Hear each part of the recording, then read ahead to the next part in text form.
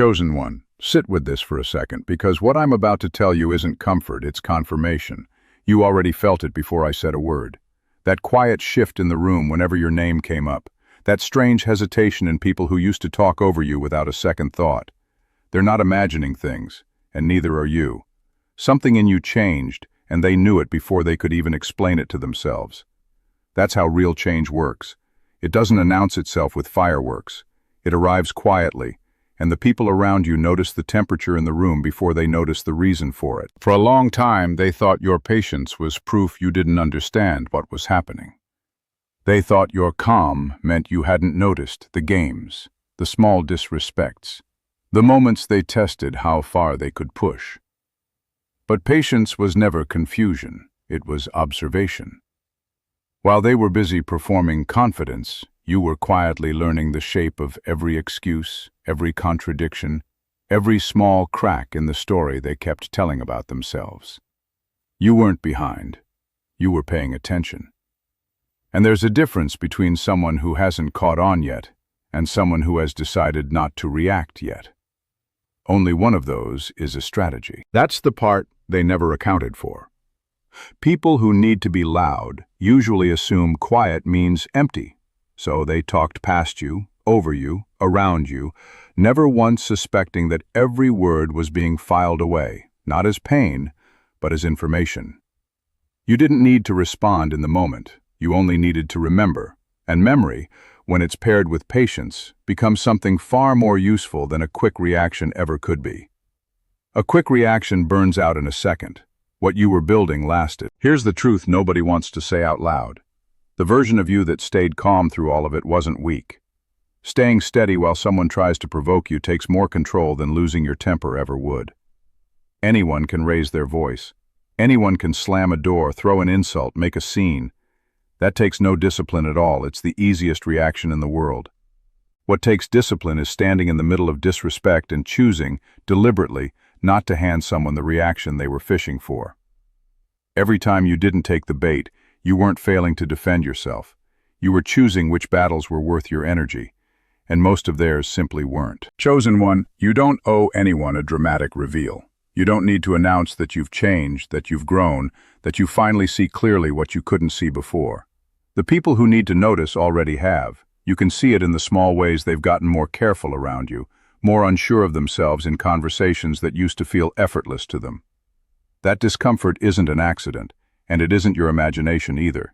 It's the natural result of someone realizing, slowly and without wanting to admit it, that they misjudged who they were dealing with. People don't usually say, "I underestimated you," out loud. They just start acting differently, and that shift is its own kind of confession. Let's talk about the smile they mistook for softness. There's a particular kind of person who assumes that kindness and weakness are the same thing, that if you're gentle, you must also be gullible, and if you're polite, you must also be pushover. It's a lazy assumption, but it's a common one, and for a while it worked in their favor because you let it. Not because you couldn't defend yourself, but because you understood something they didn't. You don't have to prove your strength to someone who's determined not to see it. Their inability to recognize what they were dealing with was never your problem to solve. It was theirs to eventually discover, on their own terms, usually the hard way. And discover it they did. Maybe not in one dramatic moment, but slowly, the way truth tends to arrive. A comment that didn't land the way it used to. A joke that fell flat because you didn't flinch. A silence where they expected an argument. Each of those small moments chipped away at the story they'd built about you in their head, until eventually the story didn't hold up anymore. That's not revenge. That's just reality catching up to people who were operating on outdated information. Here's something worth sitting with. The people who underestimate you rarely do it out of malice alone. Often, it's easier for them to see you as smaller than you are, because your growth makes their own stagnation harder to ignore.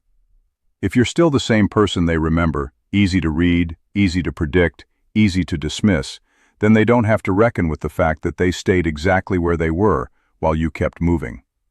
Your growth becomes an uncomfortable mirror. It's not that they hate what you've become, it's that what you've become reminds them of what they didn't do. That's why some people get strange when they see you thriving after they expected you to stay stuck. It's not concern for you, it's discomfort with themselves. And you don't need to explain that to them. argue about it, or try to make them understand. You just need to keep living in a way that makes the explanation unnecessary.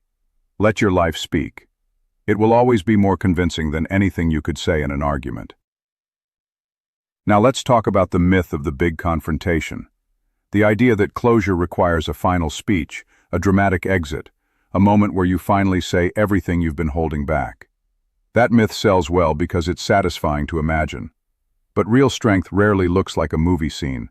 Real strength usually looks like quietly stepping back from something that no longer serves you, without needing an audience to witness the exit. You don't owe anyone a farewell tour. You don't owe them the last word.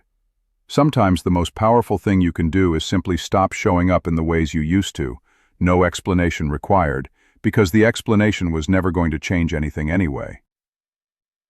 There's a particular kind of peace that comes from no longer needing someone to admit they were wrong. For a while you might have wanted that, the apology, the acknowledgement, the moment where they finally say, "I see it now." But chasing that moment keeps you tethered to people who have already shown you they're not ready to give it. At some point, the healthier move is to let go of the need for their recognition altogether. Not because it wouldn't feel good to hear it, but because your peace can't be conditional on something someone else may never choose to give you. This is where a lot of people get stuck, waiting for validation that isn't coming, replaying old conversations trying to find the moment they could have said something different, wondering if things would have gone another way if they'd just pushed back harder or spoken up sooner. If that's you, here's something worth hearing clearly.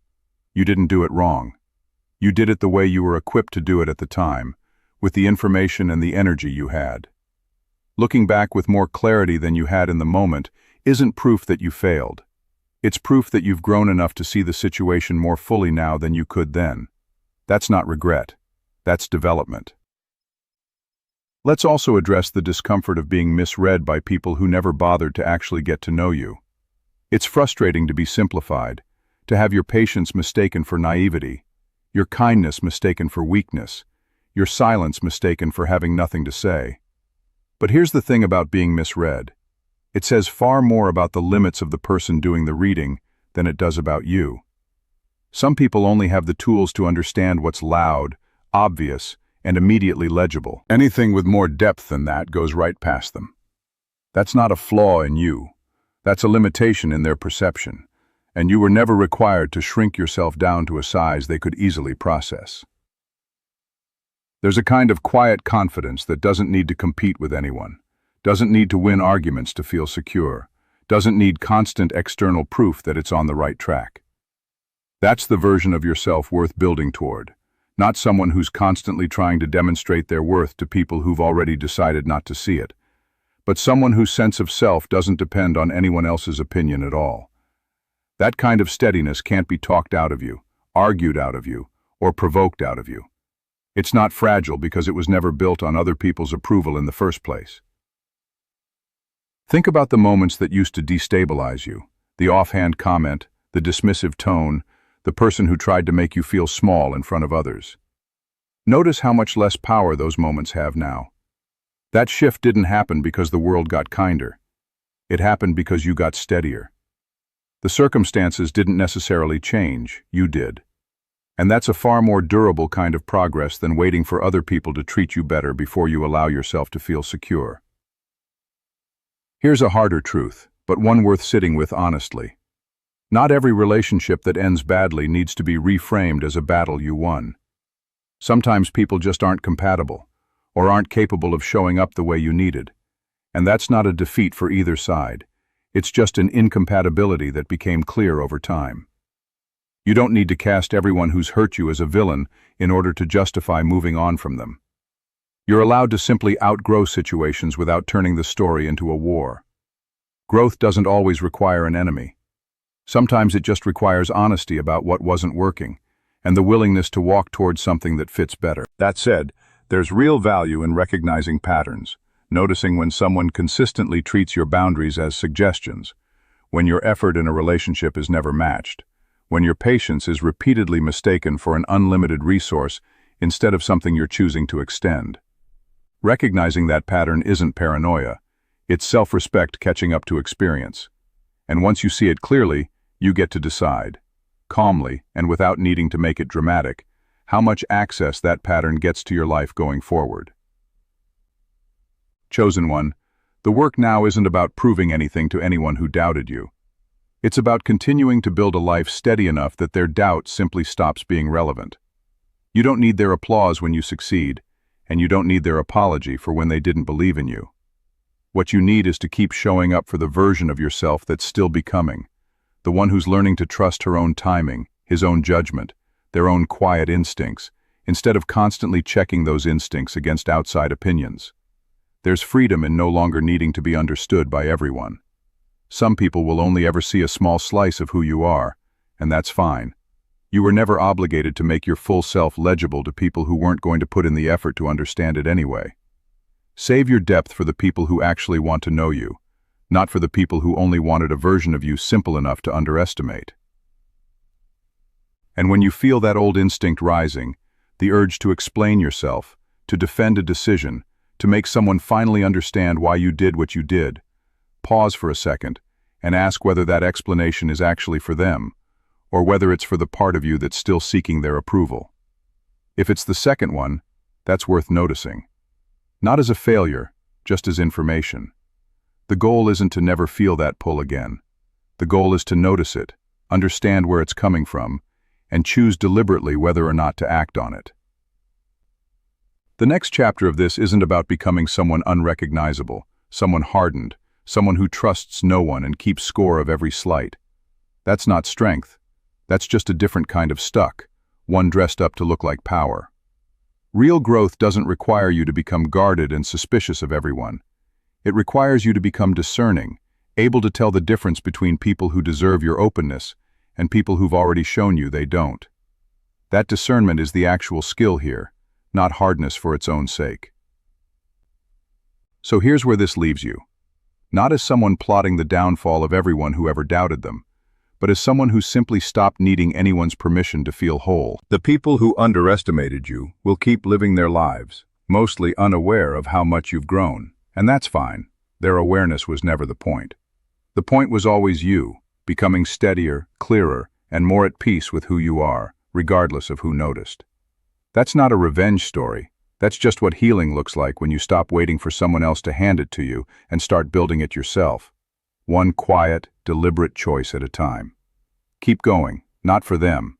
For the version of yourself that's still becoming, the one who deserves the steadiness you're building, whether or not anyone else ever fully sees it. Let's go a little deeper into something people rarely talk about honestly. The exhaustion of being the strong one for so long that people forget you're allowed to be tired too. Somewhere along the way, you became the person others leaned on, the one who stayed calm in the chaos, who had the steady advice, who somehow always seemed to be holding it together. And there's a quiet cost to that role that nobody warns you about. People start assuming your strength is a permanent feature rather than something you're actively choosing, day after day, sometimes at real expense to yourself. They stop checking in the way they check in on people who look like they're struggling, because you don't look like you're struggling. You look like you've got it handled. And so the support flows one direction for a long time, and you learn to carry things quietly because that's what seemed to be expected of you. Chosen one, it's worth naming that plainly. Being capable doesn't mean you stop needing anything. Being the person others rely on doesn't mean you've run out of your own needs. If you've spent years being the steady one, it's not weakness to admit that you're tired of being the only steady thing in the room. That's not a contradiction of everything said so far, it's the other half of the same truth. Strength that never gets to rest isn't sustainable, and pretending otherwise just delays the moment you finally have to acknowledge it. This is also where a lot of the "you were secretly plotting the whole time" narratives get it a little wrong, even the flattering ones. You weren't running some elaborate scheme. You were just trying to get through difficult situations with whatever composure you could manage. And in hindsight, that composure looks like strategy because it worked out. But you don't need to rewrite your patience as a master plan to make it valuable. It was valuable simply because it got you through. You don't have to dress up survival as strategy for it to count. Surviving with your integrity intact, without becoming someone cruel or bitter in the process, is its own kind of accomplishment. No embellishment required. There's also something to be said about the people who did show up for you, quietly, the whole time. In stories about outsmarting the people who doubted you, it's easy to forget the ones who never doubted you at all. The friend who checked in without being asked. The family member who believed in you before you believed in yourself. The person who simply stayed consistent when consistency was rare. Don't let the narrative of overcoming doubters crowd out the gratitude owed to the people who never needed convincing. Growth isn't just about proving people wrong. It's also about noticing who was right about you all along and making sure they know it mattered. Now about the timeline of healing, because this part gets glossed over too often. It isn't linear, and it isn't fast. No matter how much a motivational message might make it sound like a single turning point where everything clicked into place. Some days you'll feel exactly as steady as everything here describes. Other days, an old wound will get touched by something small and unexpected, a song, a place, a familiar tone of voice, and you'll feel like you're right back where you started. That doesn't mean the growth wasn't real. It means healing isn't a straight line. It's closer to a spiral. You keep circling back to similar feelings, but each time you're a little higher up, with a little more perspective than the last time you were there. Judge your progress by the trend, not by any single bad day. It's also worth being honest about the difference between healthy boundaries and quiet resentment dressed up as peace. Sometimes people mistake numbness for growth. They stop reacting to things not because they've truly moved past them, but because they've shut down a part of themselves to avoid feeling it.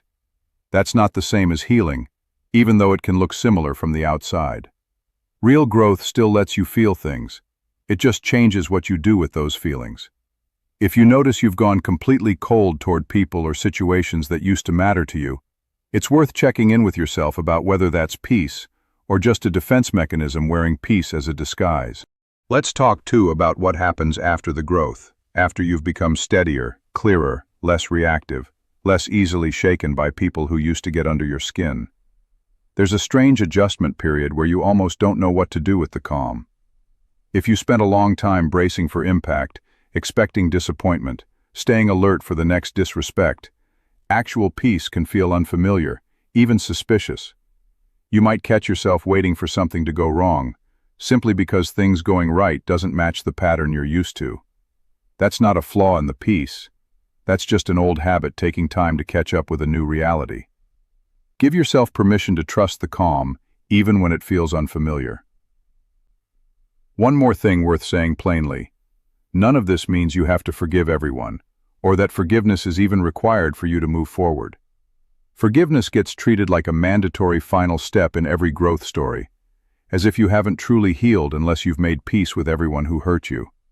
That's not true. You're allowed to simply move on without absolving anyone. You're allowed to keep clarity about what happened without needing to soften it into something more palatable for the sake of a tidy ending. Peace doesn't require you to pretend the harm didn't matter. It just requires you to stop letting it dictate your next move. So where does that leave things, honestly?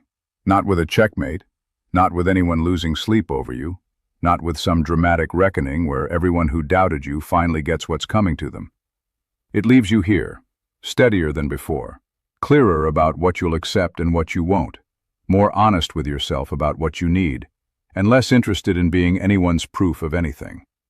That's not a smaller ending than the one where you're secretly the mastermind who outplayed everyone. It's a more honest one. And honest tends to last longer than dramatic. Keep building that. Quietly, steadily, without needing an audience to validate that it's happening. The people who matter will notice eventually, and the ones who don't notice were never really watching closely enough for their opinion to matter in the first place.